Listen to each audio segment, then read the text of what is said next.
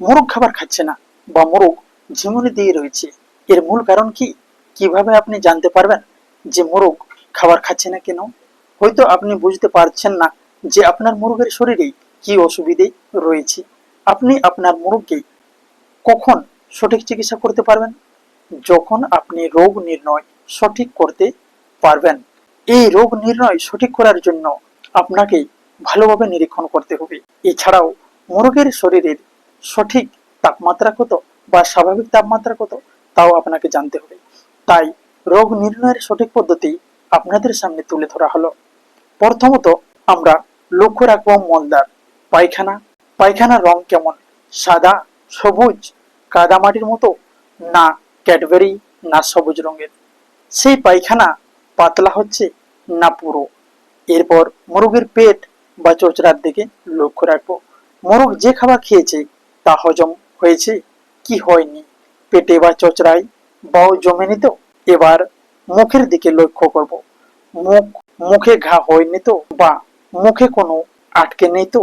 এই তিন ধরনের রোগ নির্ণয়ের পদ্ধতি ছাড়াও সব থেকে গুরুত্বপূর্ণ বিষয় হলো মোরগের দেহের তাপমাত্রা।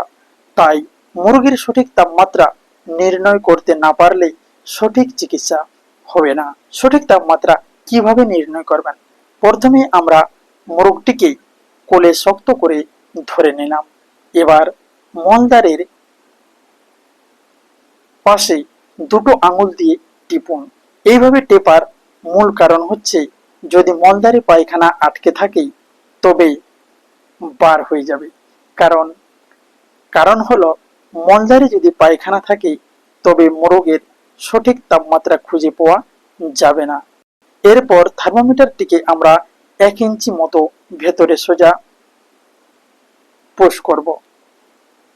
তারপর একটু টেढ़ा বা বেঁকা করতে হবে, যাতে থার্মোমিটারের অগ্রভাগ মলদ্বারের চামড়ার সঙ্গে ভালোভাবে স্পর্শ করে। সেই থার্মোমিটার মলদ্বারে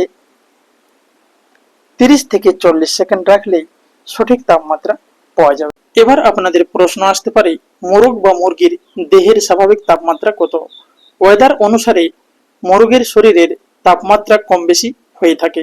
যেমন শীতকালে মোরগের স্বাভাবিক তাপমাত্রা 103 থেকে 104 ডিগ্রি ফারেনহাইট এবং গ্রীষ্মকালে 104 থেকে 106 ডিগ্রি। মোরগ বা মুরগির দেহের সঠিক তাপমাত্রা নির্ণয় করতে হলে সকাল 6টা থেকে 7টার মধ্যে এবং সন্ধ্যা 7টার পর। তাই আপনার প্রিয় মোরগ মুরগিকে সঠিক চিকিৎসা করে আপনি নিজে সারিয়ে তুলুন। ভিডিওটি ভালো লাগলে একটি লাইক করবেন, বুঝতে অসুবিধে হলে কমেন্ট করুন এবং এই পরিবারের সদস্য হতে চাইলে চ্যানেলটিকে সাবস্ক্রাইব করে আমাদের সঙ্গে থাকুন।